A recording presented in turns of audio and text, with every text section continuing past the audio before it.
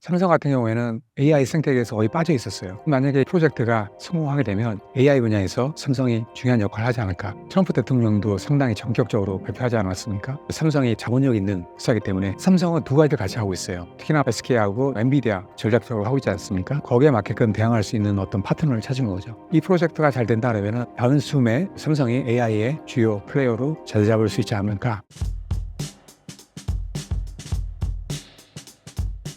최근 전영현 부회장과 젠슨 황 CEO가 미국에서 전격 회동을 했다고 합니다. 어떤 협의가 이뤄졌나요? 얼마 전에 전영현 부회장이 샘플 칩을 가지고 이제 엔비디아 본사를 방문했거든요.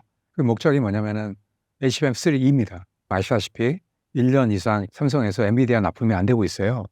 그 전에 얘기했던 게 뭐냐면은 엔비디아에서 설계를 다시 해라. 그렇게 이제 얘기가 나왔었거든요. 그런 보완된 설계로 해가지고 칩을 만든 거예요. 삼성에서 전영현 부회장이 직접 이제 만난 겁니다. 뭐 다양한 얘기가 있었겠죠. 기본적으로 빨리 좀 해달라 아마 얘기하지 않았을까 보고 있고요. 엔비디아 입장에서도 필요하기 때문에, 왜냐하면 SK 혼자만 쓰게 된다 그러면 상당히 불안한 면이 있거든요. 일단은 가격적으로 상당히 비싸게 살 수밖에 없어요. 만약에 SK에서 물량을 제때 못 맞추면 상당히 문제가 생길 수밖에 없어요. 삼성에서도 전략적으로 엔비디아 납품을 빨리 하기 위해서 더 이제 신경을 쓰지 않나 이렇게 보고 있고요. 엔비디아도 거기에 맞게 빨리 대응하지 않을까. 빠르면은 아마 2분기부터 매출이 나올 것 같습니다. 물밑 작업이 거의 다 끝난 것 같습니다. 조만간에 HBM3E도 납품이 될 것 같습니다. 손정혜 회장, 샘 올트먼 CEO와 이재용 회장이 회담을 했습니다.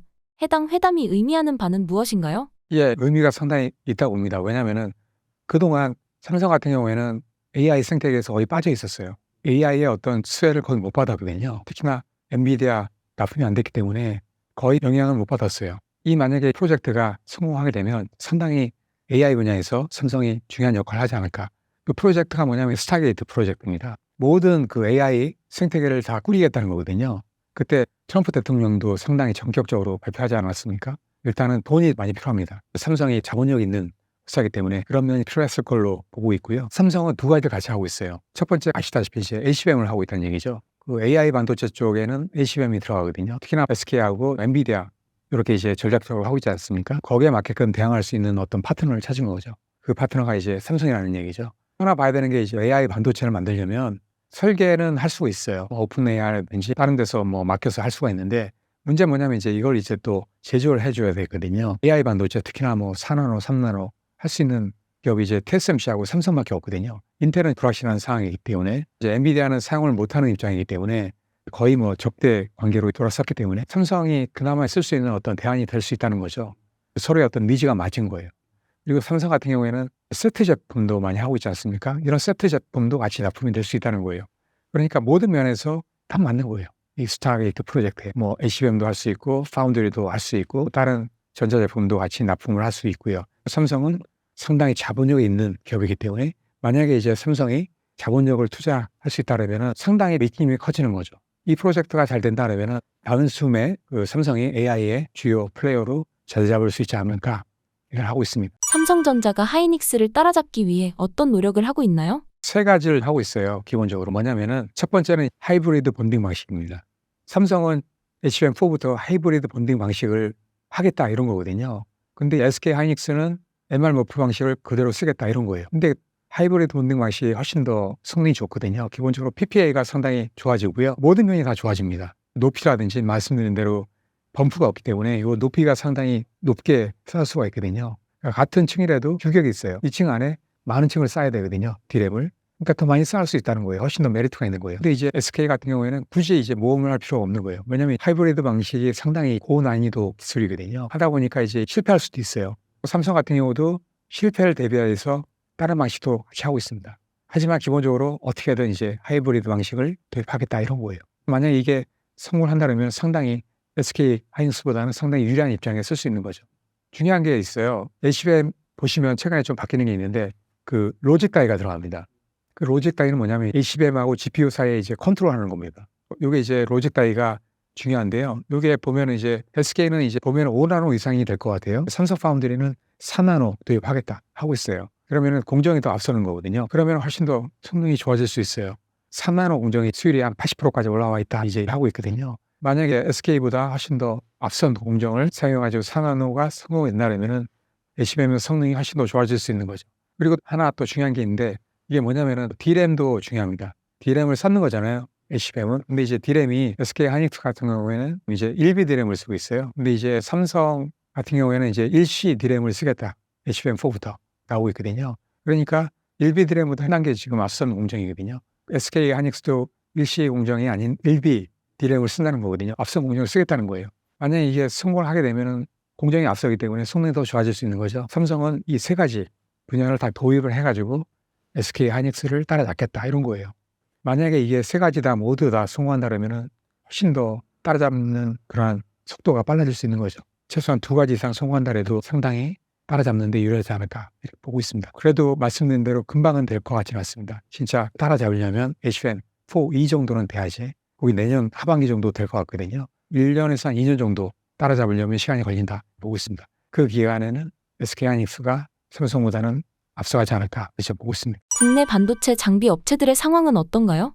2024년도 반도체 시장이 그나마 좋아지면서 장비 시장도 약간 좋아지고 있습니다. SK 하이닉스도 투자를 많이 했지 않습니까? 그러니까 장비가 많이 필요한 거예요. 팹을 질 때마다 그런 장비들이 필요한 거거든요. 그러니까 팹을 많이 질수록 장비 기업들이 수혜를 많이 보는 거예요. 이런 뭐 중국도 그렇고 팹을 엄청나게 짓고 있어요. 중국 같은 경우에 팹이 작년에만 거의 뭐 30개 이상을 졌거든요. 올해도 꽤 많이 질 것 같습니다. 전 세계적으로 뭐 팹을 많이 짓고 있기 때문에 그러면 장비가 많이 필요한 겁니다.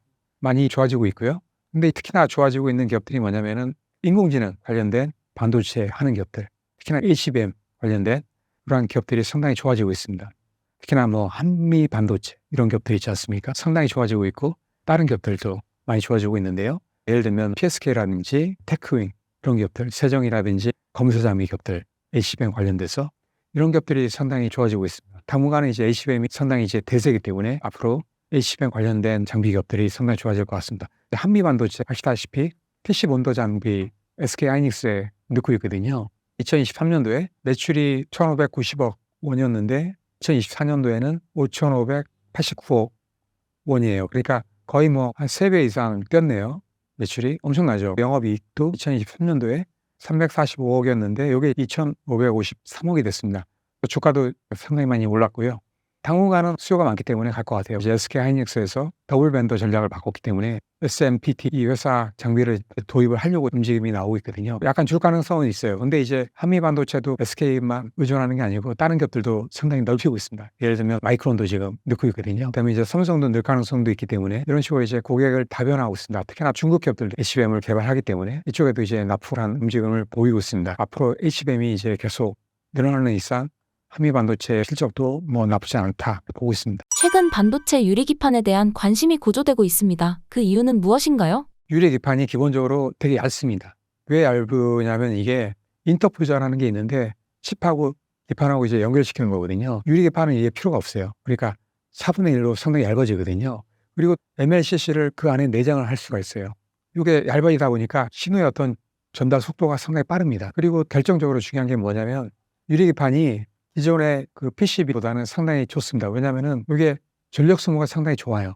훨씬 더 우월합니다. 뭐 한 40%에서 한 50% 정도 전력 소모가 적게 됩니다. 그 신호의 어떤 전송 속도가 상당히 빠릅니다. 특히나 보시면은 AI 쪽에는 상당히 이게 중요하잖아요. 전력 소모하고 전송 속도가 상당히 중요합니다. 이게 상당히 앞서기 때문에 이게 대세로 유리글래스가 앞으로 아마 쓰일 가능성이 큽니다. PCB 기판 같은 경우에는 휘어짐 현상이 있거든요. 왜냐하면 그 판 안에 뭐 칩이 많이 박힌다든지 아니면은 뭐 고속의 어떤 반도체가 쓰이게 되면 이게 열 때문에 휘어짐 현상이 이제 발생할 수 있는데 유리기판은 그런 게 없습니다.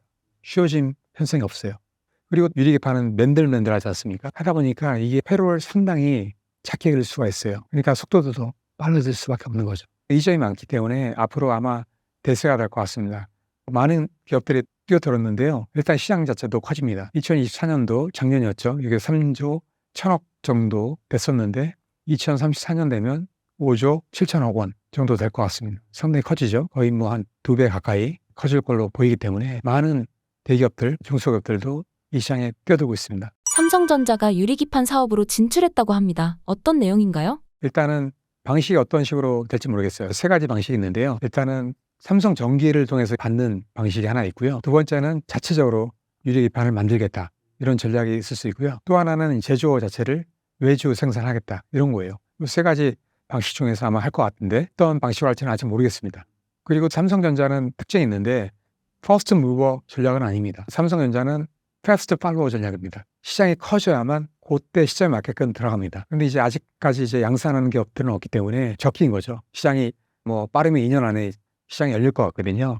그러니까 딱 적당한 거죠. 왜냐하면 이제 아직까지 양산하는 그런 기업이 없기 때문에 적기라고 이제 판단한 것 같고요. 다른 데 맡기는 것보다는 직접 하는 게 낫다. 삼성전자에서는 판단을 한 것 같습니다. 다른 기업들도 많이 진출해 있어요. 인텔은 애리조나 공장에 10억 달러 투자 이미 했고요. SKC 같은 경우도 자회사 통해 가지고 미국에 생산 라인을 가동 중에 있습니다. 일단 양산은 아마 좀 있어야 되는데 시범적으로 지금 양산을 돌리고 있고요. LG이노텍 같은 경우도 구미 사업장에 유리기판 시제품 양산을 올해 안에 할 걸로 지금 보여집니다. 이런 식으로 이제 많은 대기업들이 진출했습니다. 유리기판 기업 중 주목해서 볼만한 곳은 어디일까요?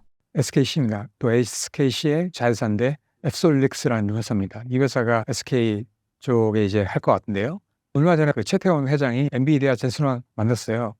유리기판 이쪽에 이제 제안을 했거든요. 근데 이제 반응이 나쁘지 않았나 봐요. 지금 이제 엔비디아랑 SK가 지금 이제 HBM을 하고 있지 않습니까? 이쪽에는 고속의 AI 반도체이기 때문에 유리기판이 상당히 유리합니다. 어차피 이제 AI 반도체를 쓰게 되면은 반드시 유리기판으로 가야 됩니다. 반응이 나쁘지 않았기 때문에 엔비디아랑 SK하이닉스가 상당히 파트너십이 굳건하기 때문에 나중에는 아마 쉽게 기존에 있는 기판을 유리기판으로 바꿀 수 있지 않을까 보고 있습니다. SKC 2025년 올해 5.1억 달러 정도 이제 시장이 될 것 같은데요. 이게 이제 2030년에 되면 16.1억 달러 정도 될 것 같습니다.